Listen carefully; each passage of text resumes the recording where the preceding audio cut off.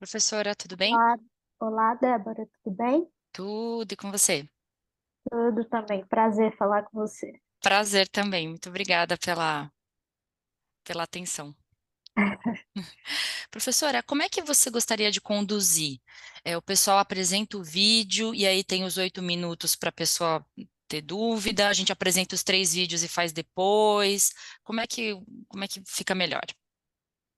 Bom, eu vou sugerir que nós façamos da seguinte forma: a gente apresenta os três vídeos Tá bom, e, em seguida, eu tento fazer uma fala tá bom, inicial tá bom, e a gente abre para o debate, tá bom. para as considerações. Tá jóia. Os três E direto, aí, então, né?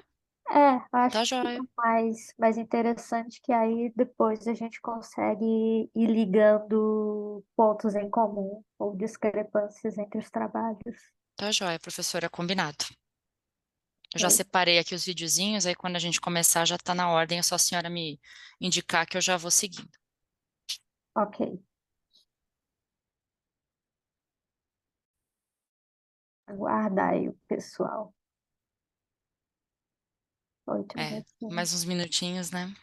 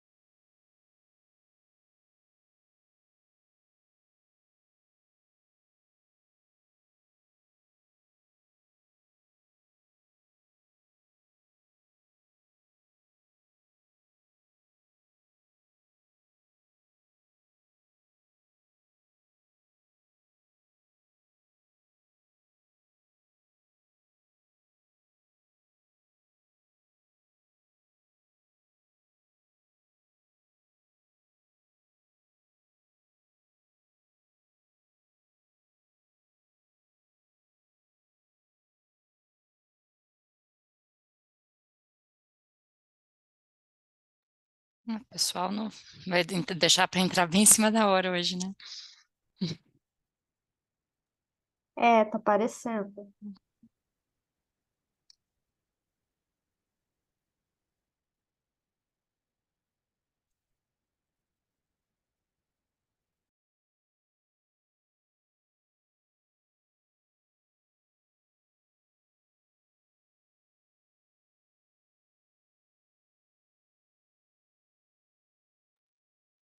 Débora, como é que tá a ordem aí pra você? Pra mim tá aparecendo o mundo do trabalho metaforizado, Sim, a representação do vestuário e sim, financiamento.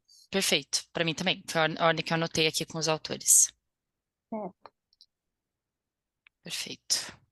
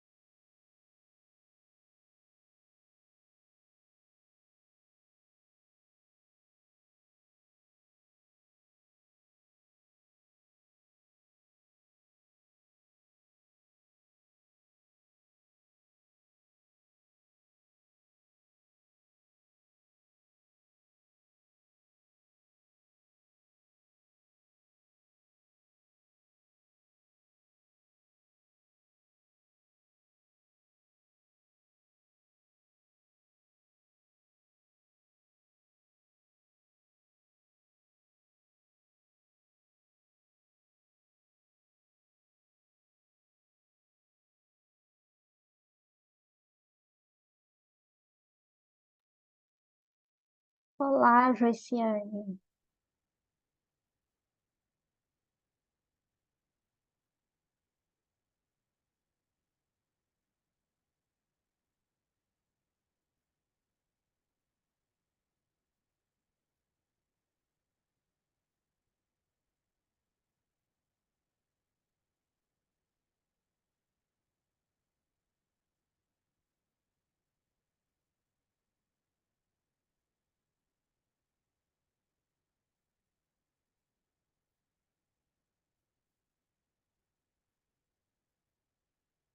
Olá, Joiciane, você nos ouve?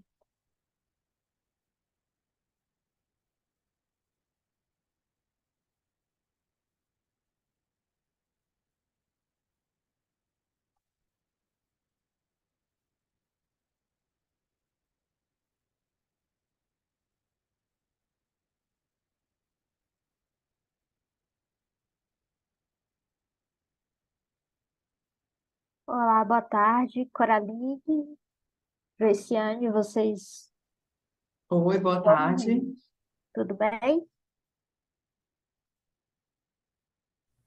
Oi, boa tarde. Oi, agora sim. Boa tarde. É, por enquanto, uma sessão feminina, né?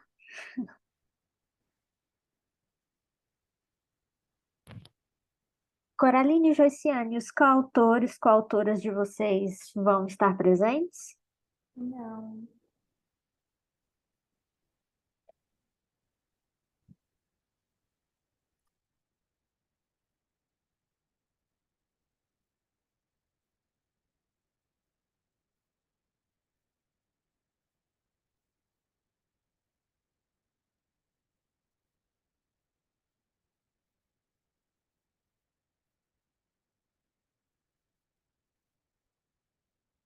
Coraline caiu?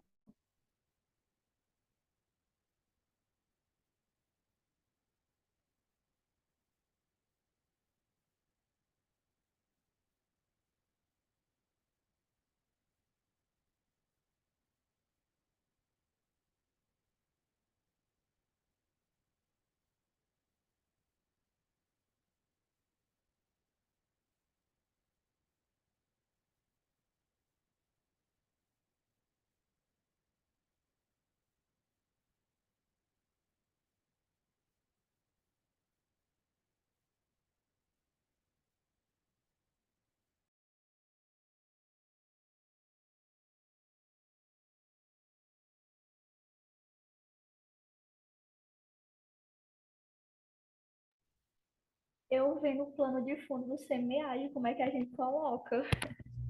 Fiquei curiosa. Não sei se é um segredo da Débora aí. Ela pode contar aí. A gente parte como aluno voluntário aí para apoiar, a própria organização passou para a gente o fundo. Mas aí, se você quiser, eu posso compartilhar o que eu tenho aqui. Eu te mando aqui no chatzinho, deixa eu ver se vai. Eu quero me tirar um print depois. Deixa eu ver se eu consigo. Eu não sei se eu sei. Deixa eu ver. Eu vou descobrir se eu sei. Eu sei que tem um laranjinha que não deu certo no meu e tem o azulzinho.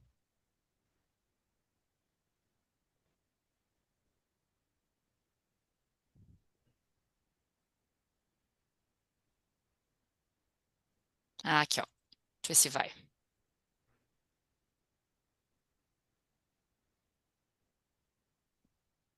Tá pensando aqui. Foi. Mandei no grupinho. Deixa eu tentar. Oi, Coraline, tudo bem? Oi, desculpa, é que a conexão caiu, mas agora vai dar Ah, certo. tudo bem. Eu tinha perguntado a vocês, né, se os coautores vão estar presentes. Aqui já são 4 horas. A Joiciane Não, falou que não. também não, só eu mesmo. Bom, então a gente pode. Chegou aí o fundo, Joiciane? Sim, só não consegui colocar aqui. Bom, meninas, boa tarde novamente. Eu sou Márcia Duarte. É, vou estar aqui juntamente com a Débora na condução dessa nossa sessão sobre simbolismos e cultura. Ah, conversei anteriormente com a Débora e nós é, ficamos de sugerir para vocês que nós apresentássemos os vídeos dos três trabalhos e em seguida a gente conversa sobre eles, tentando unir ideias, pontos de convergência, divergência, para que a gente possa ter um tempo a mais de conversa. Tá tudo bem para vocês? Tudo sim. Tranquilo. Então, 4 horas, né, Débora? Já podemos começar. Então, o nosso primeiro trabalho vai ser, deixa eu ver aqui a ordem novamente, vai É ser, o mundo do trabalho, professora, que a gente conversou. O mundo do ah, trabalho metaforizado pelo feminino, o mundo que é do o da trabalho Coraline. É, metafórico. isso. Isso, que é o da Coraline. Contribuições da linguística cognitiva para pesquisas qualitativas nos estudos organizacionais. Então, a gente fica só aguardando o vídeo. Perfeito. Eu vou disponibilizar já no chatzinho, que é a orientação que a gente tem, né, para quem quiser acessar também. E aí, professora, eu vou subir, aí você me autorizando, eu já começo o áudio aqui também, tá bom? Tudo bem. Assim que estiver pronto, você já pode começar.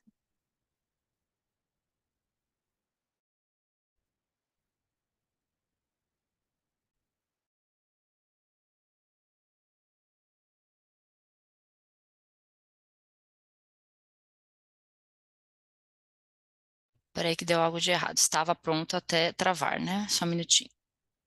Tentar mais uma vez. Mulheres trabalhadoras, tá aqui. Pronto, agora vai. Deixa eu só compartilhar o áudio também. Só um minutinho. Tem um botãozinho que eu compartilho o áudio. Share sound, pronto. Vou dar o OK aqui.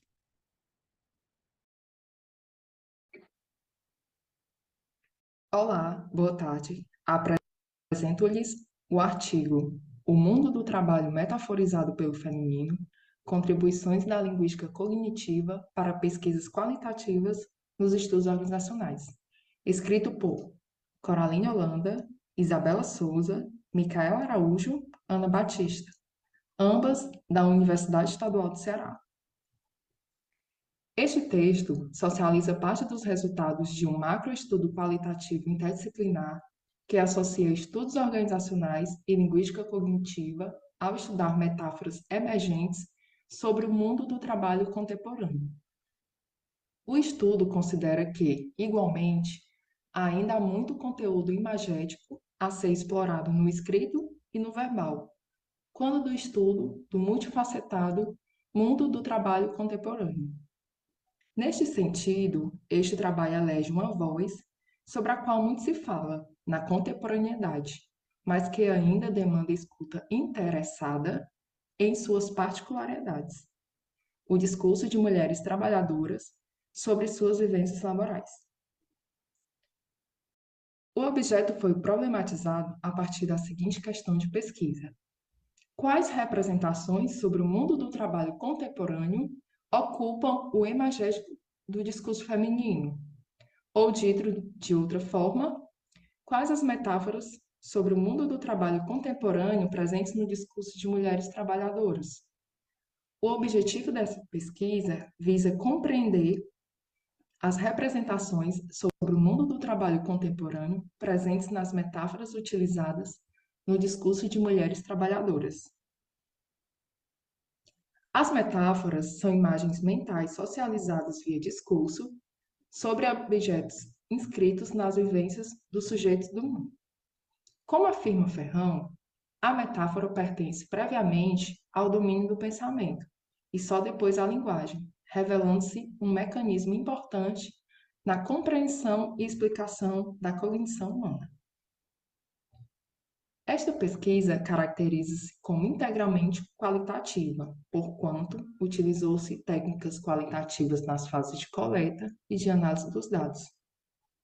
Decidiu-se prestar uma escuta ativa e interessada às mulheres nesse contexto ou condição de existência, ser mulher e ser trabalhadora, sob o pressuposto da relação indissociável entre pensamento, linguagem e ação. 12 mulheres foram ouvidas e seu discurso analisado a partir da seleção das expressões metafóricas.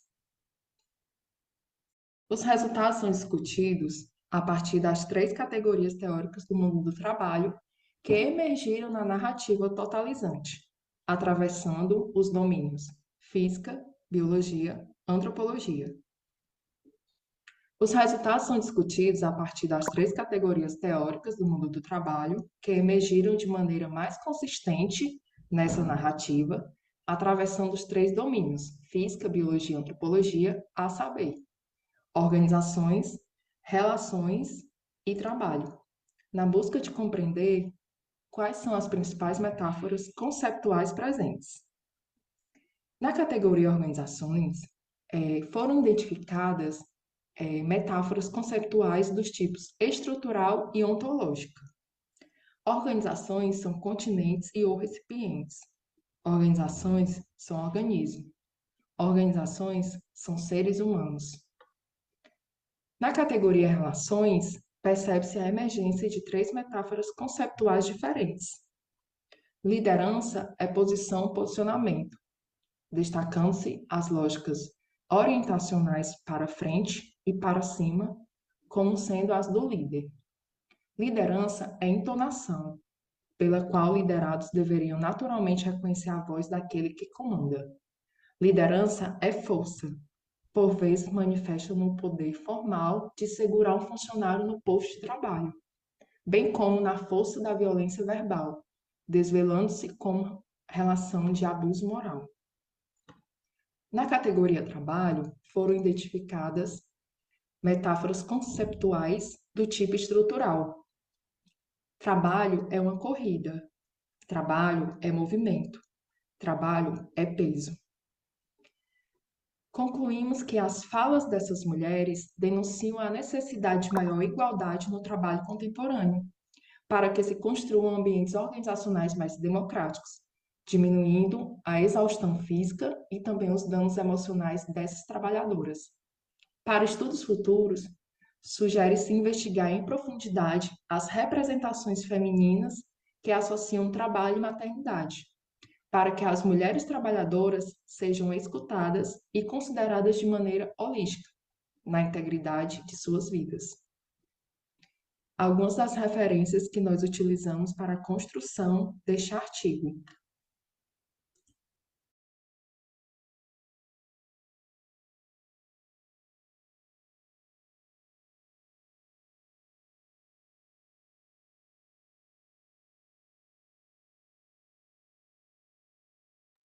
Vou separar o segundo vídeo que a professora comentou, que é aqui, professora, a representação do vestuário como instrumento de poder, tá bom?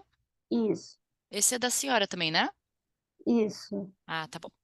A Deixa eu... coautora deveria estar aqui, mas infelizmente ela teve de trabalhar. Uhum. Eu vou compartilhar o link também primeiro, né, para quem Não que nós não quiser.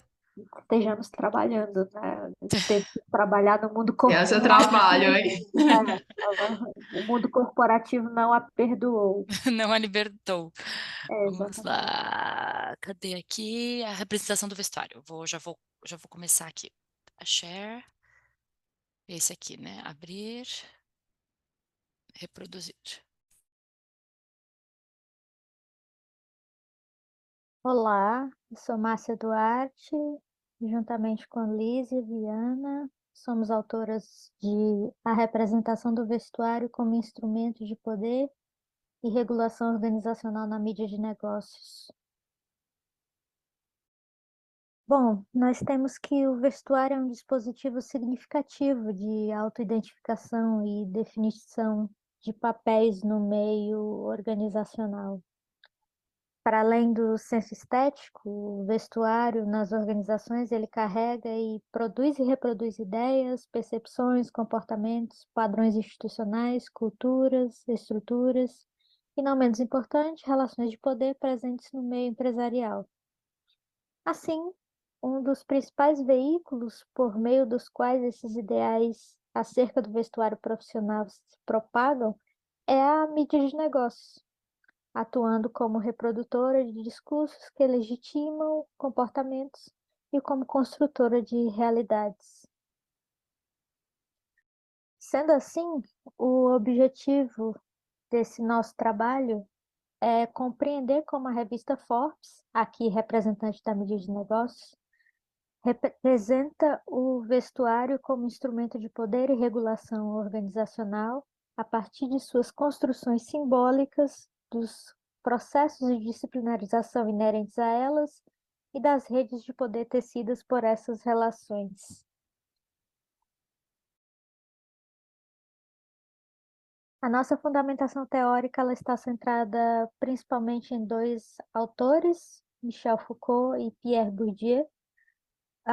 O estudo convergiu para as ideias de Michel Foucault, o qual sugeriu que deveríamos buscar compreender como o poder é exercido concretamente, em detalhes, e não deveríamos nos centrar nas instituições, mas sim nas práticas, nas redes de poder.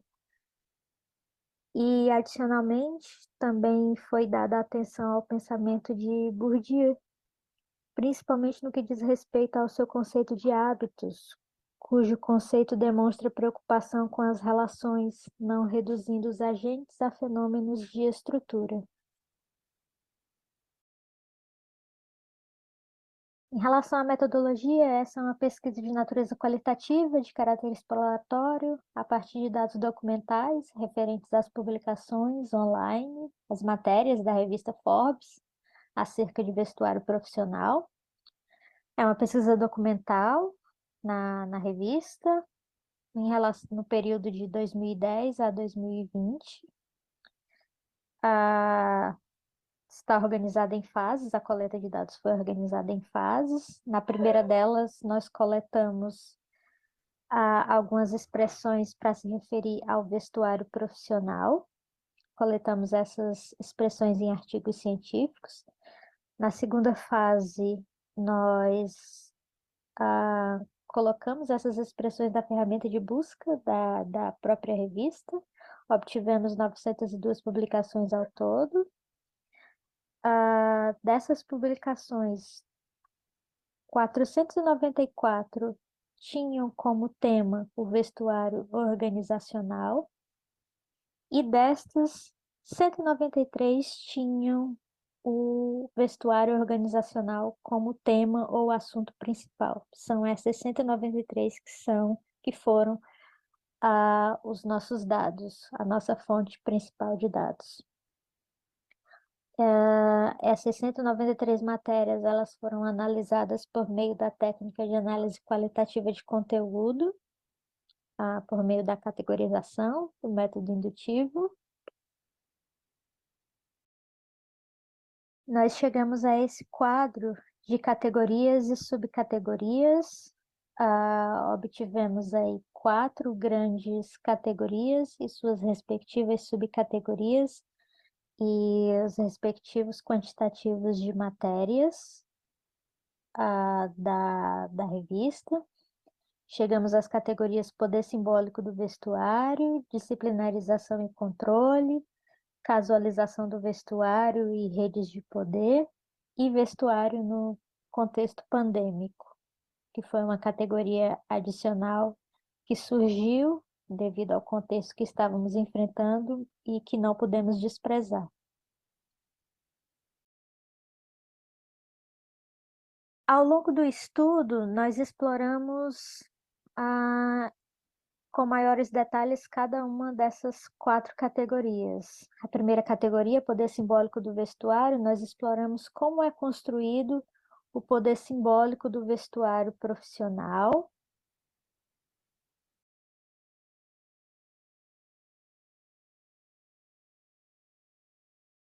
Na segunda categoria, disciplinarização e controle, nós exploramos como os discursos sobre o vestuário contribuem com os processos de disciplinarização individual e coletiva nas organizações.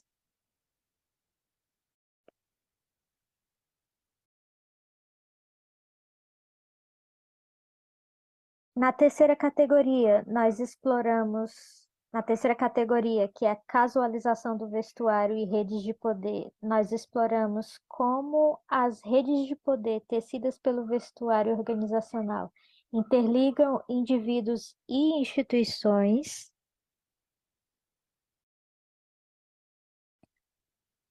E na quarta categoria, que foi uma categoria adicional, que emergiu dos dados,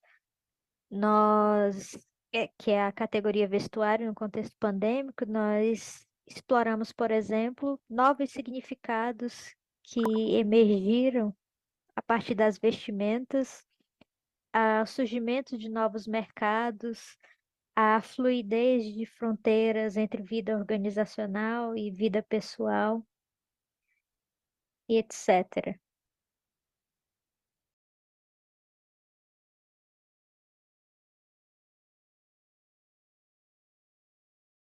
Sendo assim, como considerações finais, como conclusões, nós temos que as relações de poder, elas não advêm somente do peso simbólico do vestuário reverberado, mas também do peso simbólico incorporado. Elas advêm do efeito uniformizante do vestuário performado. Ele existe nas relações entre indivíduo e sociedade e existe porque é exteriorizado e vivido.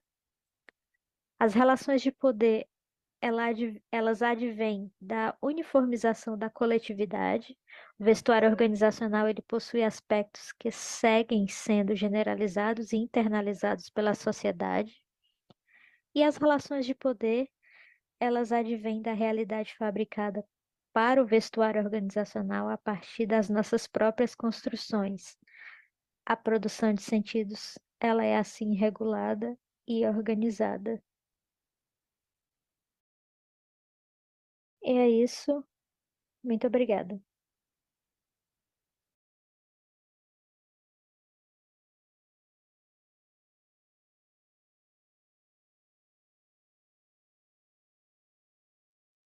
Pronto. Agora o último, né? Que é o financiamento, que é o da Jussiane, né, Jussiane? Perfeito. Podemos ir para o terceiro, né, Débora? Compartilhar o link aqui também para todos terem acesso. Pronto. Já vou subir aqui, tá, professor?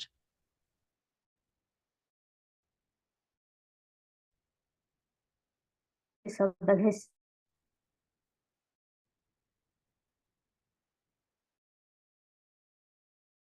Irei apresentar o trabalho que tem como título Financiamentos e Projetos Culturais por Instituições Bancárias, uma conveniência de cultura. A sociedade está cada vez mais exigente quanto ao engajamento das organizações em práticas de responsabilidade social, em que passaram a ter cobrança dos investidores, governo e clientes. Logo, com a diminuição dos investimentos diretos pelo Estado no setor cultural, estas começaram a atuar. Com isso, o objetivo deste trabalho é descrever como o financiamento por instituições bancárias em projetos culturais pode ser visto em termos de conveniência de cultura. A fundamentação teórica foi dividida em 3 tópicos. O primeiro, financiamentos de projetos culturais. O segundo, instituições bancárias como financiadoras de projetos culturais. E o terceiro, financiamentos como conveniência de cultura, em que utilizou a teoria de Utsi 2006 como lente para analisar a conveniência de cultura. A metodologia teve como abordagem pesquisa qualitativa, quanto aos objetivos descritiva, quanto aos procedimentos foi pesquisa documental, e o objeto pesquisado foram os editais de financiamento de projetos culturais de 5 instituições bancárias, sendo elas Caixa Econômica Federal, Banco Nacional de Desenvolvimento Econômico e Social, Banco do Brasil, Banco do Nordeste e Itaú Unibanco. A análise dos dados ocorreu por meio da análise de conteúdo temática de Bardan 2009, através de 4 fases: pré-análise, codificação, categorização e inferência. A análise e interpretação dos dados foi feita com o auxílio da ferramenta Atlas.ti, versão 9. Os parâmetros de validade e confiabilidade ocorreu em virtude de uma descrição que não deixa especificações subentendidas e passíveis de não serem percebidas ou compreendidas, adotando padrões e processos de investigação que possibilitem a compreensão e a replicação do estudo, como triangulação por pares, reflexividade e descrição clara e detalhada. Na análise e discussão dos resultados, primeiro, trouxe-se os artefatos culturais contemplados pelos editais das instituições bancárias, sendo aqueles definidos pelo Ministério da Cultura: artes visuais, audiovisual, arte cênica, música, literatura, cinema, programa educativo, recuperação de acervos, restauração ou preservação de patrimônio histórico, adaptação ou modernização de instalações e produção de livros e DVDs.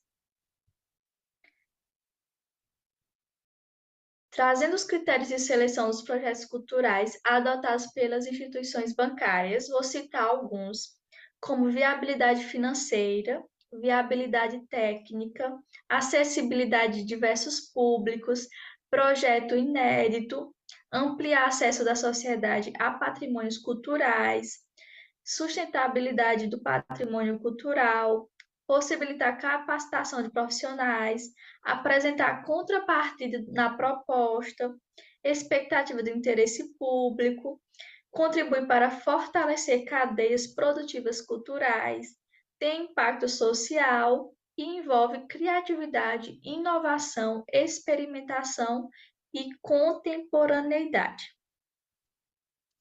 Na análise temática de conteúdo, encontrou-se 5 categorias em que será feito uma descrição sumária.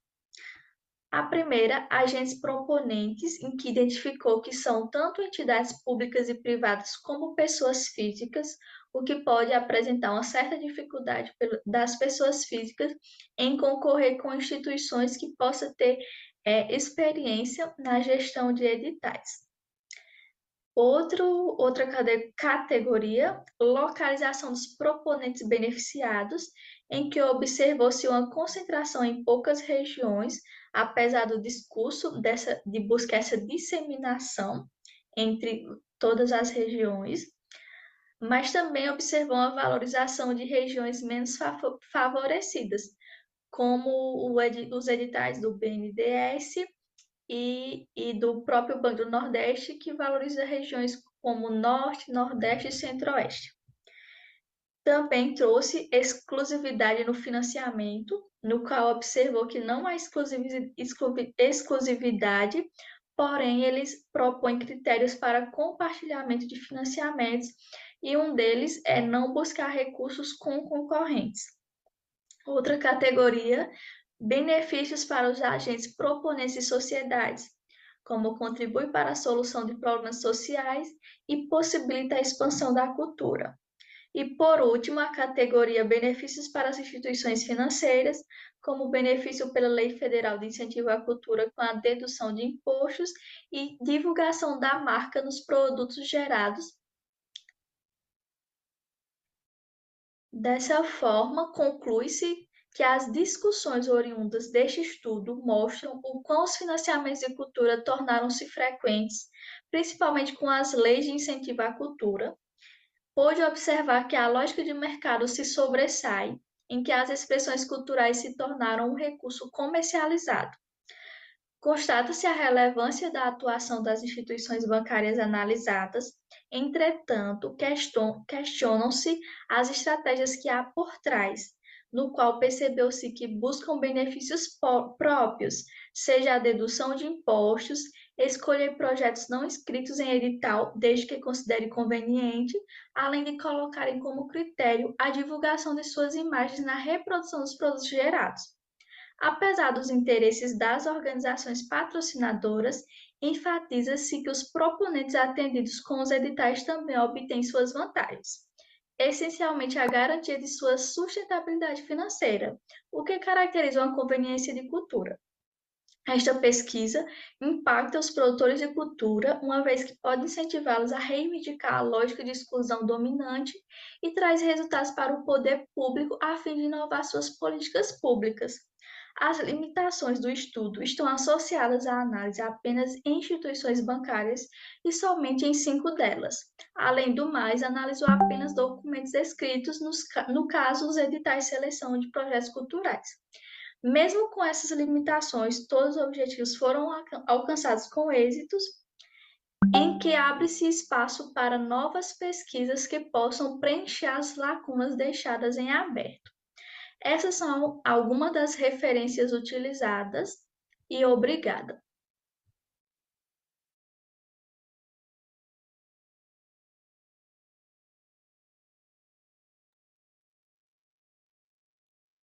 Obrigada, Débora, pelos vídeos. Acho que com o tempo de 8 minutos, 9 minutos de apresentação de cada um, a gente fica aí com mais ou menos 1 hora para que a gente possa conversar um pouquinho sobre esses trabalhos. E, bom, são trabalhos que nós estamos aqui numa sessão de cultura, simbolismos e identidade, e são trabalhos de campos diferentes, né? Mas que compartilham essa riqueza dos significados, né?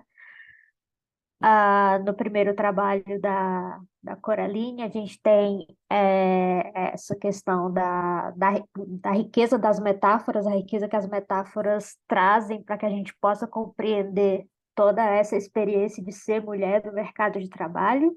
As metáforas são sempre mais palatáveis para que a gente possa compreender as nossas realidades. No segundo trabalho, que é o trabalho da Lísia, no qual eu orientei, foi uma dissertação. A gente tem essa questão da riqueza também desse outro olhar sobre o vestuário, né? De como algo aparentemente banal, como é que exerce tantos significados dentro do contexto organizacional e de que forma a gente pode olhar para essa questão do vestuário a partir do discurso das mídias de negócios, que nós sabemos que não só em relação ao vestuário, mas também a outros discursos organizacionais, elas produzem e reproduzem muitos dos discursos com os quais a gente está habituado hoje, né?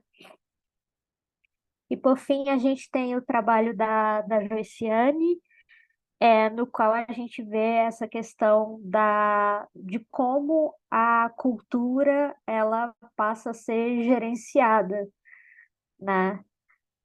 Por meio desse conceito de conveniência cultural, né? Conveniência de cultura, né? De que forma a, as organizações privadas, no caso os bancos, né? Eles se apropriam desse conceito de cultura, e de como ela pode ser algo gerenciável, moldável e de como isso pode exercer a, o retorno para a sua imagem, para a sua gestão, diante não só dos clientes, mas todos os stakeholders, né? Aí você fala em responsabilidade social, mas aí já ampliando, a gente vê a questão da comunidade, né? Então, tem gestores, acionistas, comunidade, como é que essa imagem desses bancos elas passam a ser vistas como um agente que investe em cultura.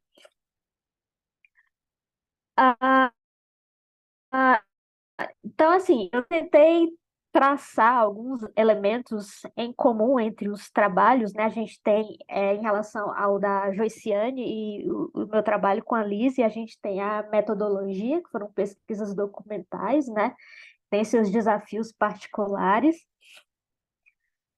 E em relação à pesquisa da Coraline e a da Lísia, não deu para explicitar tanto no vídeo, mas a gente tem a questão de como as mulheres elas são naturalmente mais afetadas devido à pressão estética, à pressão do vestuário, então isso se reflete também nos discursos nas revistas, né, na Forbes. Não só na Forbes, mas aqui a Forbes foi a que nós utilizamos como corpus de pesquisa, né?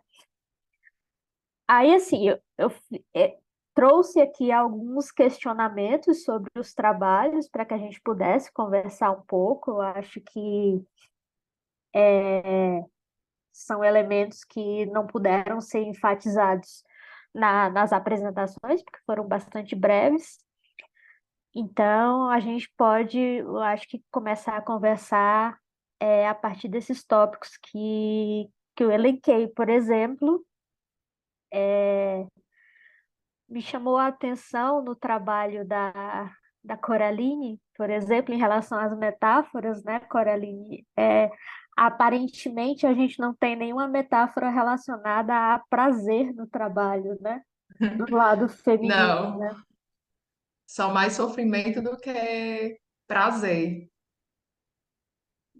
nos discursos, né? Porque foram 12 mulheres entrevistadas e algumas das conversas, né, do que elas falaram, se encaixava. Algumas histórias eram bem parecidas em alguns pontos e outras nem tanto. Elas falavam muito do prazer em ser mãe, mas não da exaustão em si, que tudo mudou, né? Depois, a partir do momento que elas foram mães. Porque a nossa pesquisa, eu e uma das minhas outras colegas, nós buscamos mulheres que estavam inseridas no mercado de trabalho antes, durante e após a maternidade. Então, como tudo isso mudou, né? O medo de perder o emprego, muitas são mães solo, né? Não tiveram apoio da família, não tem esposo, então elas vivem assim bastante dificuldades. E outras elas conseguiram se sobressair dessas dificuldades, mas a rotina é exaustiva, é cansativa. Isso me chamou a atenção das metáforas que vocês conseguiram enumerar lá, né? Então, a gente consegue perceber muito essa pressão em relação às mulheres, né? Não que isso seja novidade, mas esse olhar, através das metáforas, ele tem esse potencial de tornar isso mais visível, trazer mais próximo, né? Sim. Em relação a essa questão do universo feminino, também compartilhando um pouco aí, trazendo, tentando buscar esses aspectos mais similares entre os trabalhos, no trabalho da Lísia, por exemplo, em termos de pressão estética em relação ao vestuário das mulheres, em relação às diferenças entre homens e mulheres, por exemplo, a gente viu que enquanto algumas matérias elas prezavam se direcionar para o público masculino, oferecendo produtos como relógios ou sapatos que enfatizavam status ou posição, ou como eles seriam vistos nas organizações. As matérias que eram mais direcionadas ao público feminino, por exemplo, elas tinham um direcionamento no sentido de você buscar não mostrar muita pele, por exemplo, para que isso não fosse confundido com algum outro tipo de mulher que não é prezada ou não é valorizada no contexto organizacional. Então, isso se repetiu não só em relação às mulheres, mas também a outras minorias, por exemplo, os LGBTQIA+. Então, de que forma eles eram tratados no ambiente organizacional e de como isso se refletia no vestuário. É, na sua apresentação não ficou visível, mas lá no trabalho você enfatiza a questão das falas, né? De como isso torna mais rico. Você quer complementar alguma coisa? Inclusive, esse artigo, ele começou a ser construído no ano passado, né? Esse artigo é de uma disciplina do mestrado e como a pesquisa ficou tão rica, né? Porque assim, quando você está fazendo a entrevista, você não quer enviesar, né? Você sabe que a mulher tem exaustão, nós somos sobrecarregadas, né? Eu não sou mãe, mas eu tenho uma ideia que a partir do momento que eu for mãe, eu vou ser mais sobrecarregada. E a pesquisa ficou tão rica devido à fala dessas mulheres que nós utilizamos apenas uma parte, das falas, que é relacionada ao trabalho, porque a outra parte será outro artigo que nós estamos escrevendo, que já traz a parte do trabalho mais a maternidade, né? Que aí realmente elas entram no ponto de ser mãe, todas as situações que elas passaram, que elas ainda passam, as dificuldades. Então foram entrevistas assim muito impactantes, viu? Eu esperava assim já que ia ser, mas superou as minhas expectativas. E você, professora Márcia, falando assim sobre a questão do vestuário, eu sou professora de uma escola profissional aqui do interior do Ceará e eu tento me vestir de uma forma muito profissional, porque eu lido com adolescentes, né? Então, tem adolescentes, principalmente os homens, que eles sempre soltam uma piadinha. Eu não posso usar uma roupa muito colada, chamando a atenção do meu corpo, né? Então, eu tento me vestir de uma forma profissional, mas que também eu me sinta bem, eu me sinta confortável. Porque interior, meu Deus, eu tô aqui morrendo de calor. E os adolescentes, os rapazes sempre chegam assim, com um pouco de desrespeito mesmo, que eu já passei por situações bem difíceis que eu tive que comunicar a direção por conta de chegar com piadas, né, com indiretas. Então, a minha, o meu modo de me vestir fala muito sobre mim. Então, eu tenho que muitas vezes me resguardar quando eu entro na sala de aula por conta de situações assim, infelizmente. Sim,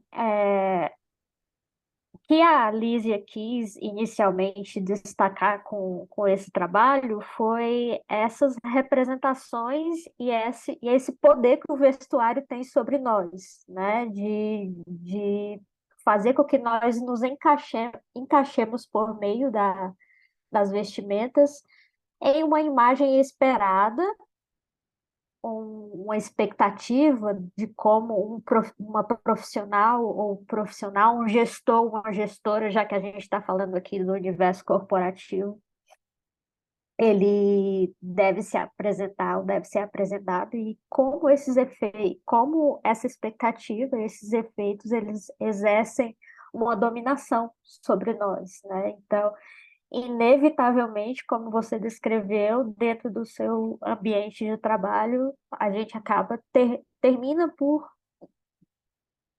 se docilizar, assim,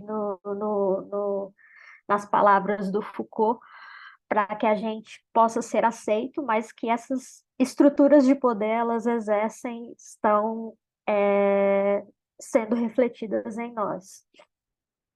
E mesmo que você tente resistir de alguma forma, por exemplo, nós temos ambientes organizacionais que permitem é um dos temas das categorias que foram mostradas lá, a casualização do vestuário, mas a casualização é um, nasceu como uma forma de resistência, mas que termina por se transformar num discurso também. Então, você passa, a casualização, ela começa a ser incorporada pelas organizações como uma forma de cultura ou uma forma de tentar também, enquanto instrumento ou estrutura de poder, dominar aqueles funcionários, aqueles empregados, para que eles possam se sentir melhor. Então, a coisa começa a entrar para a estrutura. Então, você meio que não consegue ficar de fora. Mesmo quando você tenta resistir àquele movimento de resistência, ele termina por ser incorporado e ele também, muitas vezes, termina por gerar uma nova indústria ou novos produtos. Isso mesmo. Como, por exemplo, também no exemplo de casualização, se eu me proponho a me vestir de uma forma mais esportiva ou mais atlética dentro de um ambiente organizacional, que não é aquilo que se espera, isso faz com que surja uma certa demanda. Então, organizações percebem essa demanda e elas começam a ofertar produtos voltados para esse grupo que tenta resistir, mas que termina por ser incorporado também e passa a fazer parte de todo o mecanismo, né? Então você entra aí nessa questão de tudo ir para até mesmo as resistências elas irem também para a questão mercadológica, como a cultura. Cultura tornou-se um objeto, um produto, e tornando-se um produto, ele pode ser negociado, e sendo negociado, eu posso investir em cultura. Eu acho que aí a gente já entra um pouquinho no trabalho da Joiciane. Então, você passa a tentar articular como você pode fazer uso desses investimentos de cultura como um retorno para a sua própria organização, na perspectiva dos gestores, né? Então, Joiciane, esse é o cerne do trabalho de vocês, né? A questão da conveniência cultural. Uma coisa que eu queria te perguntar é se essa noção de conveniência cultural ela tem alguma ligação com as noções de indústria cultural da Escola de Frankfurt, se teve alguma inspiração, já que, pelo olhar da indústria cultural, eu passo a ver a cultura, os produtos culturais, a partir de um olhar mais massificado, mais mercadológico. Então, eu queria saber se tem alguma relação. Assim como o trabalho da Coraline, esse trabalho ele é oriundo de uma disciplina que era Cultura e Mudança nas Organizações, que sim, a gente estudou toda essa história do termo cultura, E aí veio a parte que era conveniência de cultura, que a gente estudou segundo o IUDC. E aí eu quis analisar como ocorre essa conveniência de cultura, né? Porque os produtores culturais, pela necessidade de se manter financeiramente, acabam entrando nessa lógica do mercado para adquirir recursos para que seus projetos continuem de pé, né? Que possam ser executados. Mas aí eu quis também analisar como essa lógica afeta aqueles grupos minoritários que não têm acesso ao conhecimento necessário para participar dos editais, né, de seleção, que muitas pessoas não têm nem os requisitos mínimos. Isso. Em outra disciplina, a gente entrou na comunidade para conhecer alguns grupos minoritários aqui do bairro da universidade, e o professor de capoeira, por exemplo, falou que tentava, né, participar dos editais de seleção, mas por não ter o requisito mínimo, como, por exemplo, um talão de energia, alguma coisa, algum comprovante de residência no nome dele, como ele era da comunidade, não tinha nada no nome dele, ele não conseguia participar dos editais, né? É uma conveniência de cultura porque para aqueles grupos que conseguem participar e angariar os recursos, aprovar os seus projetos, eles conseguem benefícios. Porém, eu quis também apresentar no trabalho, né, essa questão, né, do capitalismo que é exclusivo, né, na lógica neoliberal, que o próprio edital coloca requisitos que beneficiam determinados grupos específicos, deixando outros de fora. Porque uma das categorias que a gente viu é que as instituições financeiras se beneficiam, além da lei de incentivo à cultura, que é a Lei Rouanet, né, dedução fiscal, eles também buscam promover sua imagem. E para isso, eles vão querer, né, colocar requisitos que atendam aqueles grupos que são vistos na mídia, porque eles querem divulgar sua imagem. Então, aqueles grupos lá da comunidade que não são muito vistos pelas mídias não atendem aos seus interesses, né? Então, eu quis analisar essa conveniência de cultura nessa lógica. Sim, essa questão do. É um paradoxo, né? Porque, na verdade, essas leis de incentivo à cultura, elas vieram para exatamente alavancar e emancipar, inclusive, esses pequenos produtores culturais, mas, ao mesmo tempo, eles se veem nessa situação que você descreveu. Na prática, apesar dos esforços, né, que a gente vê que, dependendo de qual o governo que está no poder, o incentivo à cultura se diferencia. E mesmo tendo esses incentivos à cultura, ainda tem esses vieses, né? Porque o governo decide colocar na mão das empresas para que elas também possam incentivar, né? A partir da Lei Rouanet.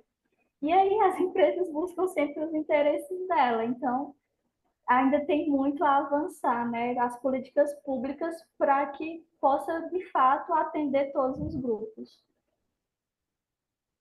Sim,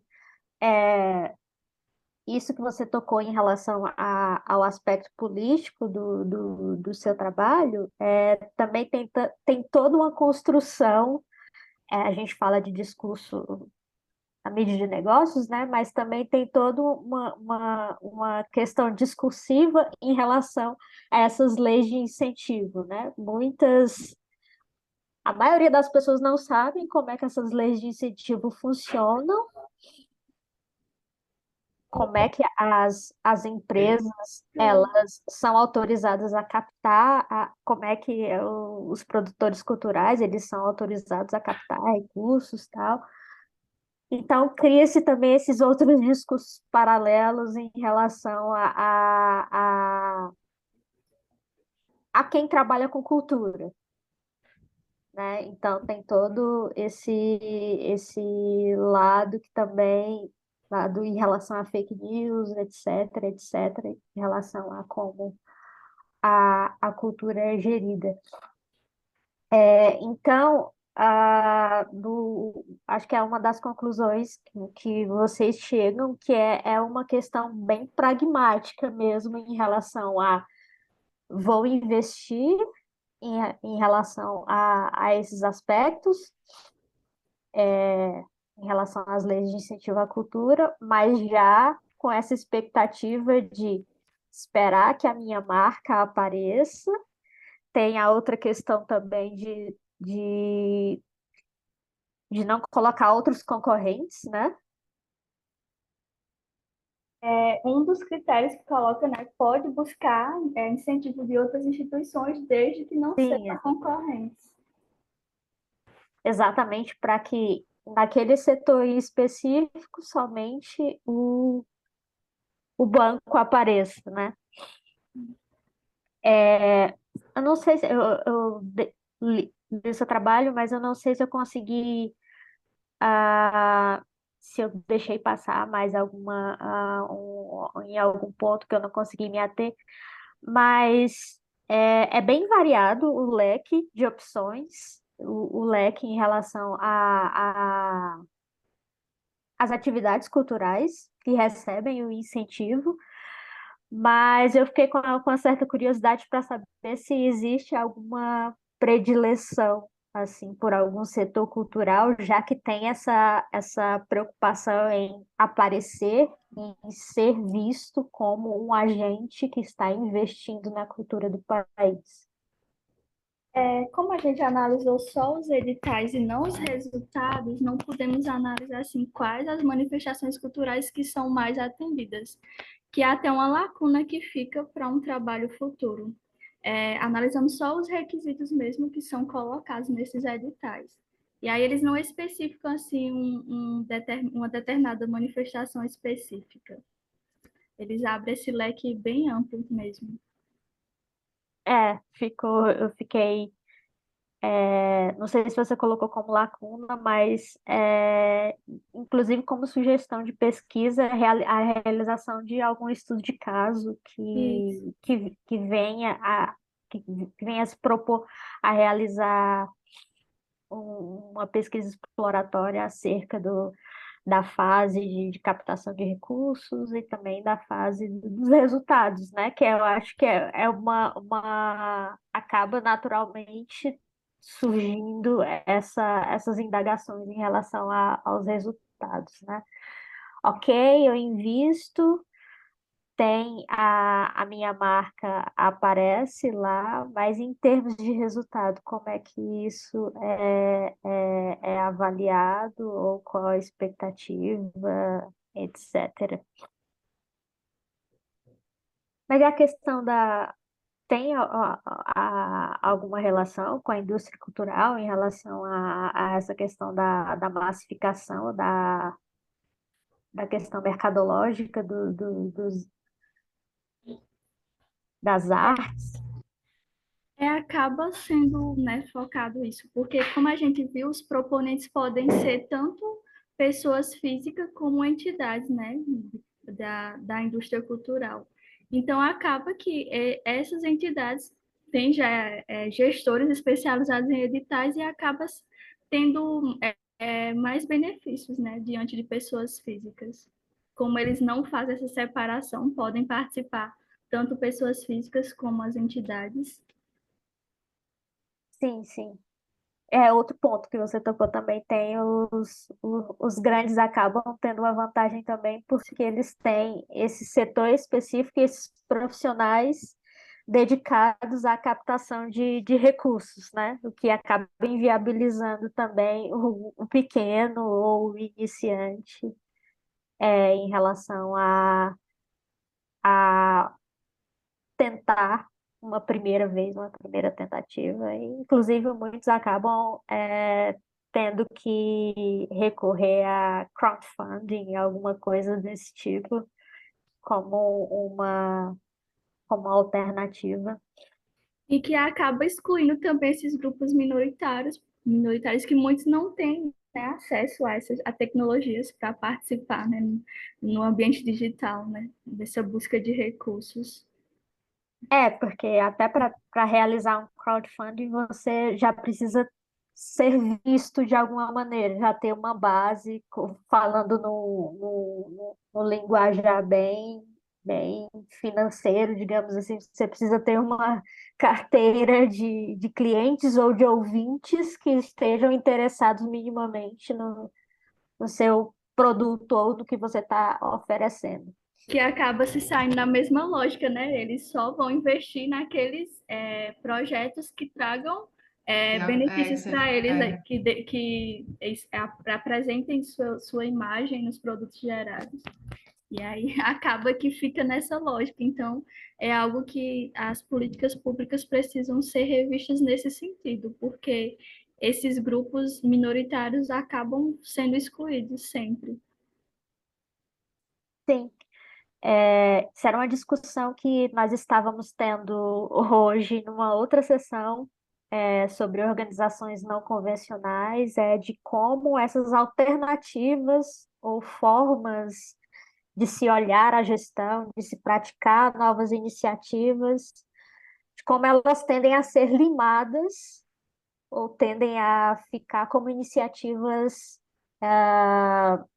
individuais ou isoladas, porque de alguma forma mercantiliza-se tudo e você termina por sucumbir e não resistir, porque você não tem forças, você não tem como resistir e o sistema acaba limando essas iniciativas que são consideradas, digamos assim, outliers, numa linguagem mais estatística, elas são consideradas outliers, então não queremos nem que isso apareça, então varre-se para debaixo do tapete ou elimina-se de alguma forma.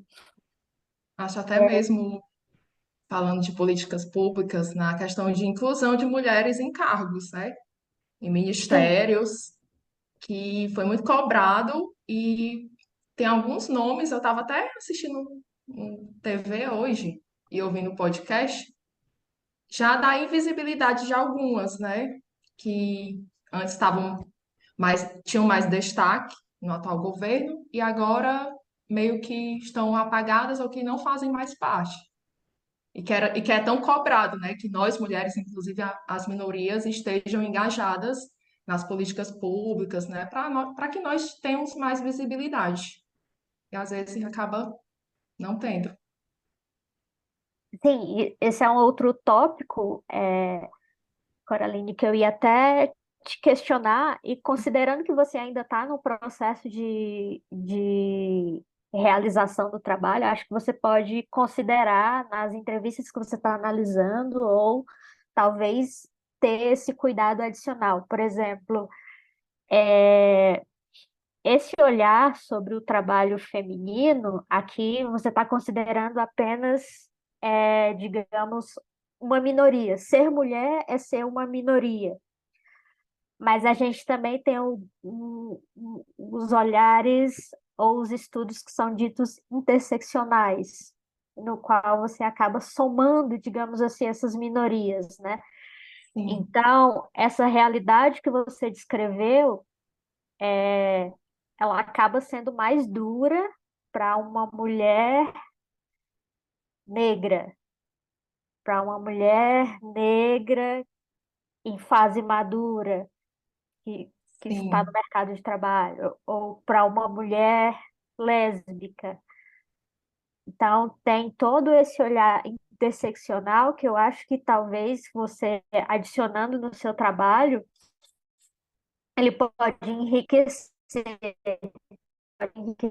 essa sua análise, ou se por acaso você não conseguiu captar esses dados assim no momento de entrevista, tal, você pode colocar também como uma sugestão de pesquisa futura para que essas metáforas elas sejam olhadas sobre essa perspectiva das minorias, né? Já que a gente está conversando aqui sobre como, num país diverso como o nosso, como todas essas situações elas terminam por serem agravantes, né? Então, você- se você faz parte de várias minorias, a realidade ela tende a ser ah, mais crua, mais severa com você, né? Então, veja talvez se você consegue vislumbrar alguma possibilidade ou inserir algo nesse sentido. Tem um outro artigo que eu dei uma pausa por conta da dissertação, aí não dá para ler vários assuntos assim, que a minha dissertação não tem nada a ver com o feminino, né? É outro assunto. Hum. E ano passado eu também participei do SEMEAD foi o meu primeiro artigo, foi sobre empreendedores femininos, a revisão sistemática de literatura, e através dessas leituras, eu e outra colega conseguimos identificar que existem poucas pesquisas no nosso país relacionadas ao empreendedorismo feminino negro. E nós começamos a escrever um artigo sobre isso. Por que que a mulher negra, ela se insere, ela busca o empreendedorismo? Por que que ela não busca outras alternativas, né? Trabalhar em empresa privada, concurso público. E nós estamos fazendo as entrevistas. Aí tá muita coisa boa, viu? Tá. Aí vai pegar essa parte bem da interseccionalidade. Termina por ficar mais evidente, tá? Uhum, sim. Mas coloquei aqui como sugestão para quando finalizar, dar tudo certo. Sim, é isso, eu coloco como pesquisa futura. E eu não sei qual é o pensamento da Joiciane em relação a, a condução do trabalho, mas em relação a essa questão dos grupos minoritários, essa discussão que a gente está tendo aqui, eu não sei se esse trabalho ele tem uma continuidade, se é parte de dissertação, tese ou de um projeto maior, mas eu acho que essa reflexão que você fez aqui, ela é enriquecedora nesse sentido de colocar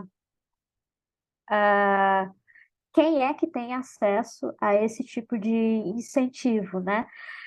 Será que aqueles que de fato captam recursos, se eles precisariam desses recursos, né? Será que essas leis de incentivo elas estão chegando, elas estão atendendo ao que elas se propõem, né? Eu acho que pode ter uma reflexão,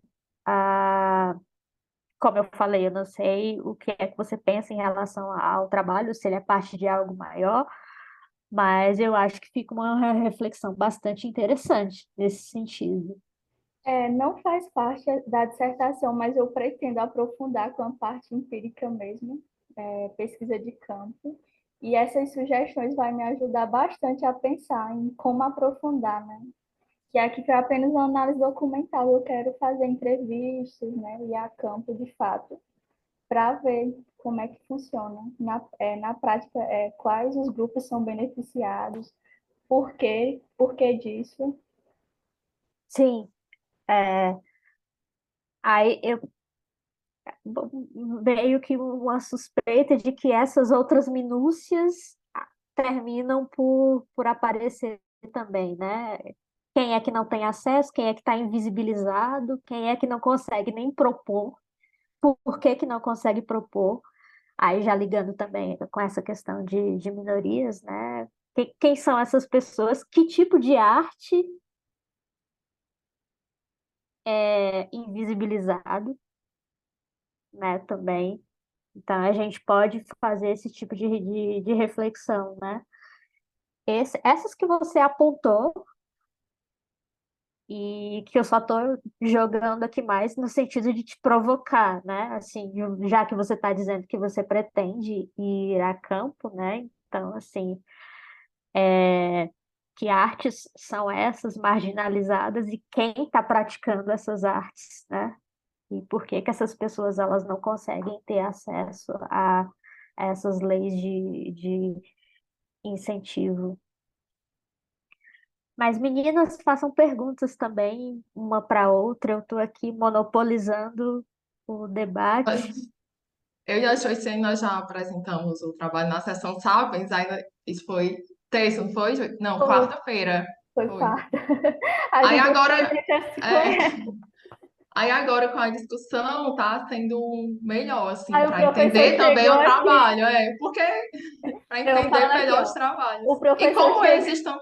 Pode falar. o professor chegou aqui no grupo de pesquisa e eu com vergonha agora. E o interessante é como um trabalho realmente dá para interligar o outro, né? Os assuntos. Porque na quarta-feira ficou, ai meu Deus, foi tão rápido que não deu nem para pensar bem. E nessa questão de aprofundar, né, já que a gente está tendo esse trabalho mais voltado para as mulheres, né?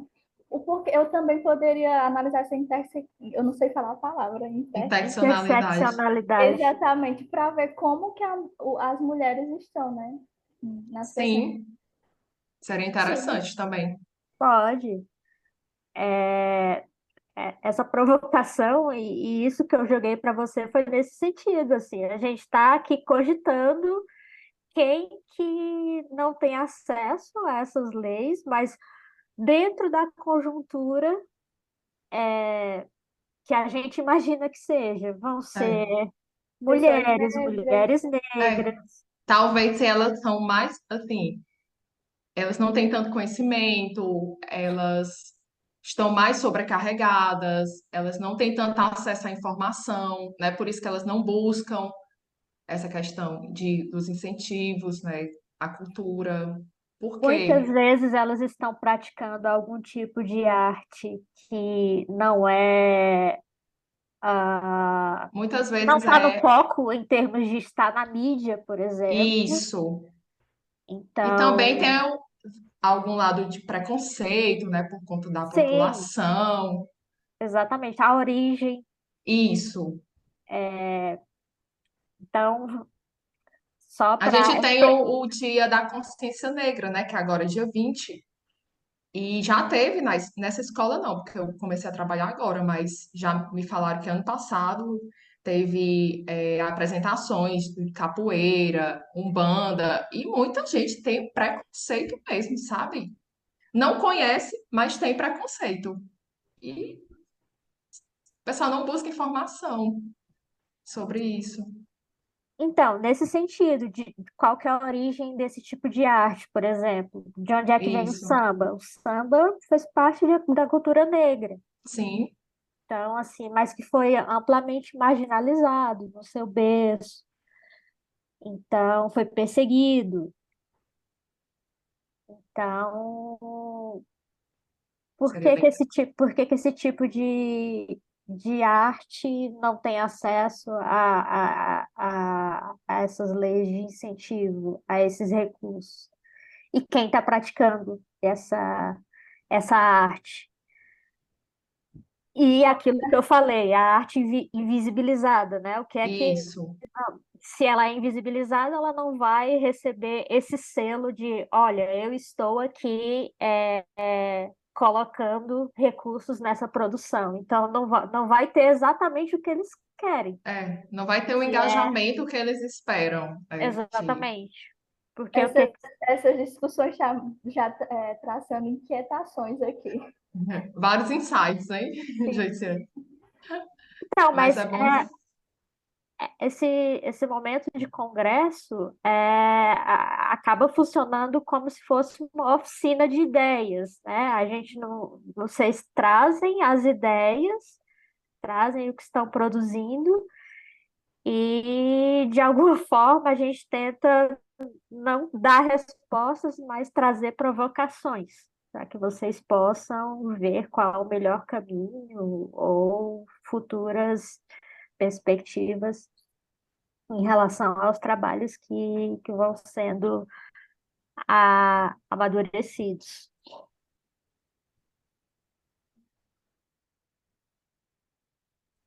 Alguma pergunta? Não. Deixa eu ver o que mais que eu separei É aqui. porque no caso Ah, do meu artigo, né, como eu já falei, nós vamos escrever, finalizar esse com as sugestões que já estamos tendo. Na verdade, nós estamos primeiro, depois da qualificação, né, que eu e as minhas outras duas colegas vamos qualificar agora, aí para dar continuidade só depois da qualificação do mestrado. E vamos escrever o outro que já traz o trabalho e maternidade, né? Que na fala delas, elas já disseram como é a vida dela, o que mudou depois de serem mães, né? E principalmente quem é mãe solo, que muitas vezes não tem apoio da família. E tem cada história, pessoal. Tem uma história que, Ave Maria, eu fiquei assim, essa menina é um exemplo, porque ela teve 3 filhos com 3 pais diferentes. Ela passou 10 anos para se formar em serviço social na UES e ela passou num concurso. Passou em 2 concursos, na verdade. E é assim, um exemplo de superação, porque é uma loucura isso. É cada história que eu chorava, eu transcrevia e chorava, transcrevia e chorava. É o trabalho de ser mãe que também é invisibilizado, né? Muito. É não remunerado, né? Um trabalho não remunerado. Termina por ser um trabalho não remunerado. Mas É, aí eu lembrei de uma curiosidade em relação ao seu trabalho. Você comentou que a condição para fazer parte do grupo de entrevistadas foi ser mulher e ser trabalhadora. Então, assim, vocês não fizeram um outro pré-requisito, por exemplo, em relação a campo de atividade ou formação não, ou com gestoras, assim. não, são profissionais de todas as áreas. Tem professora, tem técnica de enfermagem, tem pessoal que trabalha em publicidade, empresa privada, que é PJ. Foi tudo snowball, sabe? Foram perguntando, você conhece mais alguém que possa participar? E Sim, atingimos o total de 12 mulheres. sim. É, porque, assim, se você for. Mas aí já não seria o seu trabalho, seria, ou dependendo do como esse trabalho vai crescer, vai amadurecer, assim, se você estivesse trabalhando com um grupo de gestoras, os desafios seriam mais particulares ou Isso, voltados para esse universo da organização, por exemplo, como você mesmo mencionou, questão de ocupação de cargos mais elevados na isso. hierarquia organizacional, né? A gente tem É. o famoso teto de vidro. Sim, inclusive, ano passado, quando eu estava cursando as disciplinas do mestrado, eu apresentei um seminário sobre finanças comportamentais. E eu li 2 artigos que falam sobre como as mulheres elas decidem concorrer a um cargo de CEO, né, de alta direção em uma multinacional. Elas, elas não preferem não ser mãe ou adiar a maternidade. Muitas vezes elas têm que ter características masculinas, porque nós somos vistos como tomamos decisões flexíveis, com o coração, né? Então, por mais que a gente tente ser nós mesmos mulheres, nós temos que adquirir características muitas vezes masculinas. E ainda perdemos posto, né? Porque são poucas mulheres que conseguem chegar à alta direção de uma empresa. Sim, é o fenômeno do Até teto de mesmo se vidro, né? vestir, né? Até mesmo se vestir terno, é uma roupa mais social, como os homens se vestem. Então, achei isso e que realmente é, né? Não é mentira, é a verdade. Sim. E você falou a questão da vestimenta, uma outra resultado, né, da pesquisa da Lísia foi que eu havia comentado agora há pouco em termos de resistência, até mesmo quando você tenta resistir, isso acaba sendo incorporado pela lógica do mercado para se tornar outras oportunidades de produtos, tal. Sim, Então, eu comentei a questão da casualização e essa lógica, ela termina por invadir outras instâncias para além da organizacional. Porque, no caso, no seu intervalo de trabalho, você continua sendo o fulano da organização. Então, como você vai ser visto? Então, isso mesmo. a gente viu matérias em relação a como se vestir para participar de congressos, como se vestir para participar de reuniões, entrevistas, para participar, por exemplo, de outros momentos organizacionais mais simbólicos atrelados à cultura, por exemplo, happy hour. Então, há uma linguagem em relação a como se vestir no happy hour, porque você não deixa de ser aquele elemento que faz parte da organização. Ou churrasco com colegas, festas com colegas, você não pode ir de qualquer jeito, digamos assim, porque a sua imagem organizacional está colada à sua imagem pessoal. Então, nesse sentido, você termina por estar aprisionado de forma que a organização ela passa a não ter mais fronteira para você. Você está sempre pensando nesse lado organizacional de como você vai ser visto e de que significados você vai carregar. Então, Eu penso nisso direto. Eu é, penso nisso direto, direto, porque isso, eu trabalho. isso está impregnado naquela revista que é a mais lida Sim, em termos de negócios no mundo, em vários países. Então, isso é construído, reconstruído, produzido e reproduzido. Até o que você posta nas redes sociais é avaliado. isso. Nossa, é demais. Eu trabalho em uma cidade próxima à minha, que é uma cidade pequena, e como eu ministro aula para adolescentes, né, ensino médio, é o curso técnico em administração, eu fico com medo deles me verem na rua e eu estar de short, com a blusa mais confortável por conta do calor, e eu fico pensando, meu Deus, eu encontrar um aluno desse aqui, ele me vê desse jeito, e às vezes eu não saio. Eu trabalho em casa, só saio na minha cidade mesmo. E é enraizado. Fico preocupada. É exatamente essa questão de como esse poder ele acaba o poder do vestuário, né, de um elemento que, num primeiro momento, você termina nem por considerar como algo ligado a organizações, a não ser naquele momento de entrevista ou no momento de estar presente na organização em si.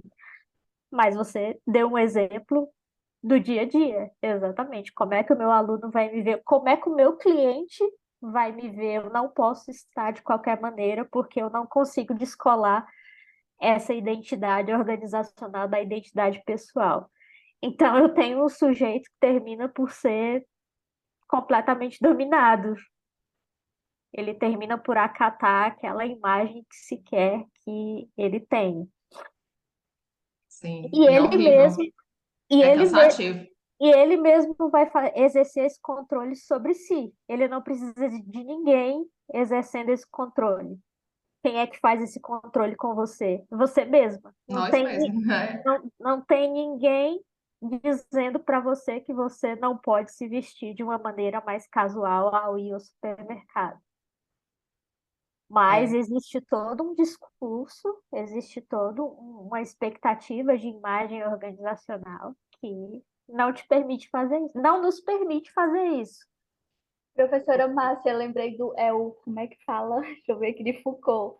É o panóptico, né? Panopticismo, exatamente. É Eu lembrei exatamente a dele. ideia que ela explora. Você está sendo vigiado o tempo todo. O meu cliente pode me ver, o meu aluno pode me ver, o meu É, colega de trabalho vai me é ver. como se tivesse na cabeça tem uma pessoa observando lá da torre, né? E na verdade Exatamente. nem sempre está. A Eu gente não preciso, coloca, eu não coloca na preciso, cabeça eu não preciso ter um vigia lá. Apenas a possibilidade de de estar ter. sendo vigiado já faz com que eu me comporte daquela maneira. É exatamente esse exemplo que a Coraline deu. Ela e não já sabe, tão, ela fica não tão sabe se vai enraizado. encontrar um aluno, você não sabe se vai encontrar um Não. cliente, mas E, eu e já exerço é, esse controle sobre mim mesma. e já é tão enraizado que terça-feira teve um planejamento coletivo, foi à noite. Todo mundo poderia ir à vontade, do jeito que quisesse, porque era à noite. E eu perguntei ao meu colega se eu poderia ir de short. Eu não sei para que que eu perguntei, porque eu não ia, eu ia de calça. Então eu fui como se eu fosse trabalhar. Fui de sandália, fui de calça, fui de blusa social. Parece que eu ia ministrar aula. Só que era um planejamento, e tinha o pessoal de short, de chinela, mas eu não me sinto confortável. Parece que eu tô ia ministrar aula. Não conseguia. Exatamente, é um tipo de panóptico. Você não precisa de ninguém te dizendo para você se comportar dessa maneira. Você se autorregula dessa maneira. Ô, professora Márcia, no caso, como ela fala dos alunos, os alunos podem considerar o micropoder dos alunos? Sim, mas é exatamente como nesse olhar do Foucault, ele não fala que que as pessoas detêm poder, né? As instituições detêm poder. São as ações e estruturas que fazem com que que nos atravessam e fazem com que nós nos comportemos de determinada maneira. Então, o poder ele é relacional. Então, nessa relação aluno-professor, então tem essas nuances, tem essa microfísica, né, de como eu me comporto. Da mesma maneira, um aluno ele pode ter certo receio de encontrar um professor em determinado ambiente ou de como pode ser visto por determinado professor, ou ele pode se sentir de maneiras diferenciadas, de maneira diferenciada, encontrando professores diferentes no mesmo ambiente, na mesma cidade. Então, são Ai, nuances. O poder ele não está centrado em um sujeito em si, mas nessas relações. essa questão de encontrar o professor, nossa, eu fiquei assim, porque eu sou professora, mas eu também sou aluna, aluna do mestrado. E apesar de Fortaleza ser enorme, gente, eu fui visitar o meu irmão, que mora em Fortaleza, né? Eu moro no interior. E eu estava sentada lá embaixo do prédio, esperando o elevador. E quem sai do elevador? O meu professor, que é meu orientador. Eu fiquei olhando assim para ele, porque eu nunca tinha visto ele sem calça jeans ou sem calça social. Ele tava de bermuda simples, e eu fiquei olhando assim, sabe? Eu fiquei assim, meu professor. Foi tão engraçado porque ele ficou olhando para mim e eu olhando para ele, ele sem o papel de professor, ele como um ser humano normal, mas eu nunca tinha visto, então eu fiquei, Como valha, que ser coisa humano é muito estranha. bom. Eu digo, valha, que coisa estranha, professor, e ele lá.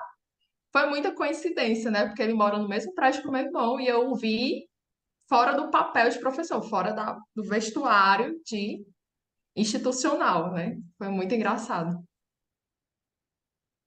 Isso, e um outro resultado disso também é que a gente também tem o outro efeito, né? A uniformização, né? Por que que algumas pessoas, ou por que que em determinadas áreas, várias pessoas tendem a se vestir de determinada maneira, embora não se tenha uma obrigação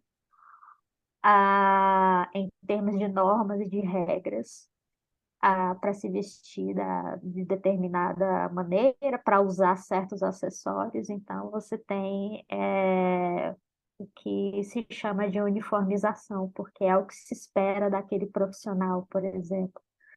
Quem você vai dar mais crédito, digamos assim, quem está com determinada vestimenta ou com um determinado corte de cabelo, ou alguém que está trajado mais casualmente, num ambiente corporativo, assim, quem vai passar mais credibilidade. Então, as duas pessoas podem ter a mesma capacidade, ou quem está de uma forma mais casual pode ser, inclusive, mais capaz, mais competente, mas tem toda essa questão da uniformização em relação ao que se espera da imagem de novo, aqui dentro do contexto das organizações de um gestor. Quando a gente fala um gestor, uma gestora já tem uma imagem esperada. Então, já se tem uma uniformização daquele tipo de profissional. né? Sim, Perguntas, meninas? acho que não. Eu acho que não, professora, só agradecer mesmo pelas contribuições. Foi muito bom te ouvir. Foi ótimo. A Coraline, acho que a gente já está um pouco íntima, né? A segunda apresentação juntas. É sim, muito bom, muito Coraline, bom. eu sou de Fortaleza também. Ah, Eita! é? Olha aí, viu? Olha, eu tô com um professor aqui do meu lado, que é de Fortaleza também. Pronto, tá todo mundo em Ó, casa. fez mestrado na UES também, Coraline, ele. Quem é? Como é o nome deles? Professor, pode falar teu nome? O professor Henrique Múzio. Ah, não Que sei quem é, música. já ouvi falar do Henrique Búzio. Olha, É a seu professora orientador? não, é do meu campo temático. Meu orientador é o Fernando Paiva. Olha, Ah, a Márcia de Freitas falou que já ouviu o teu nome, professor. Onde foi que fez o doutorado mesmo? Fez o doutorado na FGV em São Paulo. eu fiz lá também. Fez lá também? Ah, Será que é da mesma época? Não, não, não. eu quero, quando eu terminar o mestrado, se tudo der certo, eu termino em fevereiro. Se tudo der certo, eu não sei. Vai. Aí eu quero fazer o doutorado em outra instituição. Eu estou pensando ainda em ir para algum outro lugar. Tem um Então, professor menina, aí. Oi. Quem sabe a gente pode se falar. encontra. É porque eu sou doida para entrar num grupo de pesquisa aí da UFC. Eu falei até com a professora, não sei se foi a Marcele, que eu mandei um e-mail, que é sobre hidrogênio verde, porque a Deixa eu minha, falar. a minha Eu, dissertação. Eu, digo, desculpa, ah, eu quero continua. pesquisar no doutorado mudanças climáticas, né? Aí tem muitos professores lá da UFC que estudam esse campo. E eu Sim, sou muito fã mesmo. eu tô na UFPE, só que o meu amigo ele tá na UFC e ele tá analisando exatamente isso aí, hidrogênio verde. Eu Eu posso vou te te mandar o passar o e-mail, viu? contato. Eu posso Olha passar o aí, já contato do meu pode amigo. entrar no grupo. Ele é orientando da professora Mônica lá. Ah, a Mônica Mônica Abreu, né? Cavalcante. É Mônica Abreu, né? E a Marcela Isso, Cavalcante. É que eu isso. já estudei na UFC, aí eu fui Não pra é UES. Marcele Colares? É a Marcele Colares. Ai, É, ela é fui aluna demais. da Marcele Colares, Eu, contabilidade. Gente, o povo aqui é todo mundo, que mundo pequeno, todo mundo Fortaleza. é, tem um professor aí da UFPE, que é o Dálcio, é um professor de métodos quantitativos. Ai, ele arrasa, eu sou muito fã dele, viu? Comprei até o livro. É de outro Depois, centro. ele é de política, não, ele é de ciência política. Ah, deve ser. Eu comprei o livro dele porque eu tô apanhando em métodos quantitativos e a minha dissertação é quant. Eita. Aí eu tô sofrendo. Se fosse qual, eu tava no céu, mas é quant. Mas olha, eu gosto Ah, de mas quanto, faz só que eu vou ser parte. quali. É, faz parte, mas eu tô assim, todo final de semana eu choro. Faz parte também. É, Meninas, foi um prazer. São 5 horas, Débora? A gente já está 5 5h30. e É, meia. 5h30 horário certinho cheia, agora. Horário Isso. exatamente. certo. Uhum. Se vocês tiverem alguma dúvida ou quiserem perguntar alguma coisa, tem o meu contato nas apresentações de YouTube aí aqui no YouTube, nos vídeos, no finalzinho, lá, no comecinho, né? Também tem o nosso e-mail. Então, fiquem à vontade.